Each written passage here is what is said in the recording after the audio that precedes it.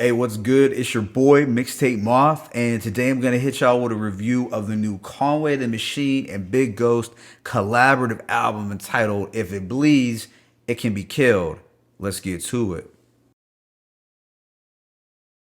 This is Conway the Machine and Big Ghost Limited's follow-up album to their 2020 collaborative EP entitled No One Mourns the Wicked, a project that received a slot on many people's year-end lists, myself included, but for me, Conway's From King to a God was a superior release. Don't get me wrong, No One Mourns the Wicked was a dope EP that showcased the chemistry between Conway and Big Ghost, but I didn't think it was Conway's most lyrically focused project of the year. Production-wise, it was Flames, however. But the two are reunited for this If It Bleeds, It Can Be Killed project. It contains 10 tracks, all produced by Big Ghost. As far as features, Conway enlists Rome Streets, Ransom, Knowledge the Pirate, Lukey Cage, and Shots. There are also scratches courtesy of D Style. So if you are a fan of scratching, like I'm sure most real hip hop heads are, then you will likely appreciate that aspect to the project. But with that being said,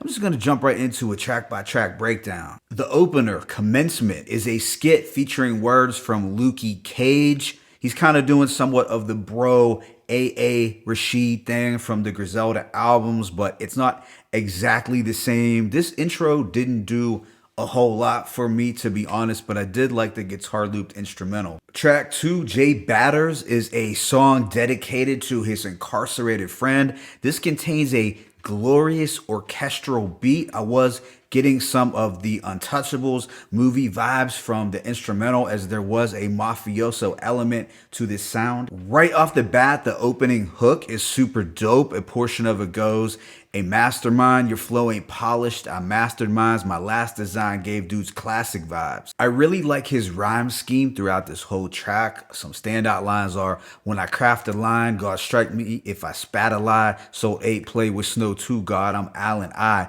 don't need rap, I just contact my guy. He throwing bricks like Shaq at the line when he was past his prime. 2 bank accounts, but I was more of a money under the mattress guy. No rapper is fly except the guy with the patch on eye." That's obviously a nod to Slick Rick. I feel he was rapping and flowing masterfully on this track, and the wordplay was splendid. Right after is Way We Move, which features an artist named Shots who does the hook. This contains an off-kilter soul loop that's very Wu-Tang-esque. I'm thinking something from around the time of RZA's Ghost Dog soundtrack. So over this gritty soul production, Conway gives us a lot of gun talk. He mentions having little shooters ready to air shit out for him. Is definitely some Timberland stomping wintertime music. I'm feeling this needed to have Cool G rap as a feature. One line that stuck out to me was, "Me and Big Ghost like the new Guru and Preem Gangstar. In just a few years I became a star." Now track 4, Kill All Rats, is without a doubt the hardest song on the project. Ransom,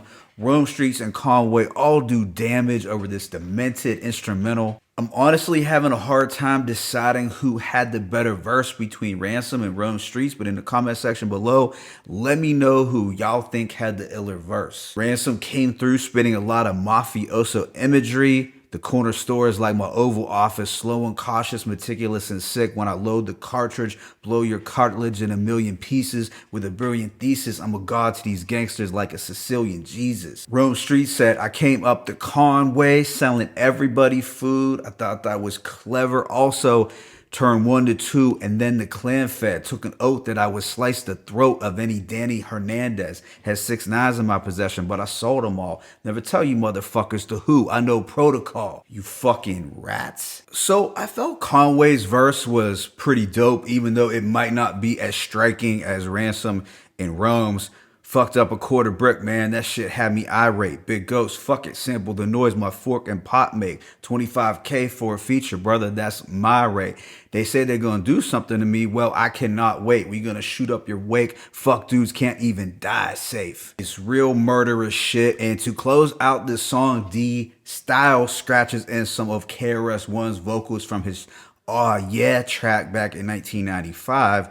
Yeah, this one was hard as nails. It's definitely some shit that might just boost the crime rate. Things do mellow out sonically on the following record, Toast. It features a luxurious instrumental that Conway flows effortlessly over. Look, I'm the new king, I'm the new terror, the hardest dudes out since the Wu era. A lot of blemishes on your record, it's a few errors.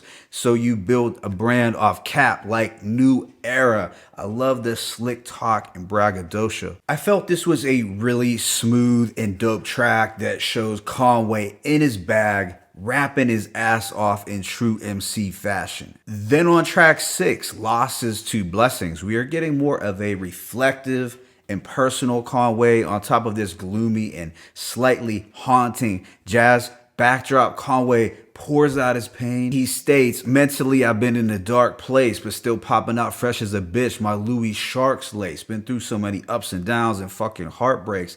Man, I done lost Shay. I'm feeling lost lately. There is a beat shift in the middle of the track, which lightens the mood somewhat. It is at this point where Conway recognizes his blessings. He's thankful for surviving after being shot at. He also values the praise he receives from the gangsters and the fans when his album drops. So there is some light at the end of the tunnel for him, despite all the pain that he's endured. After this is Highly Praised, a record that shows Conway's ruthlessness. We are getting a vintage gospel sample on the beat. I guess you could say this production feels very Wu-Tang inspired. Certified Mayblock killers. We got bodies on every gun. Dude shot 5 guys last week. Asked the homie why, and he said it's fun. I hustle hard for my bread to come, and I'm greedy. I want every crumb. Don't make me have to kill a rap dude, have his funeral done by Reverend Run. So he's just giving you that grimy criminology rap, showing you how villainous he is. This was another record where I felt the gangster vibes were on 10. The following record, Sons of Kings, contains another off-kilter sample loop interspersed with some funky keys. Musically, this reminded me of some of the production from the Wu Massacre album. This features Knowledge the Pirate, who adds an extra layer of griminess to this track. Conway speaks from a position of power with lines like, I started a record label, I've been on some corporate shit, brother owns several properties, we got mortgages, I can still have a dude run down on you, dump the 40 clip. I don't understand how a dude broke and he 46, but always run his dick suckers about how he was extorting shit. Track 9, Red Beams, is another favorite. We get a psychedelic guitar riff accompanied by some cinematic strings.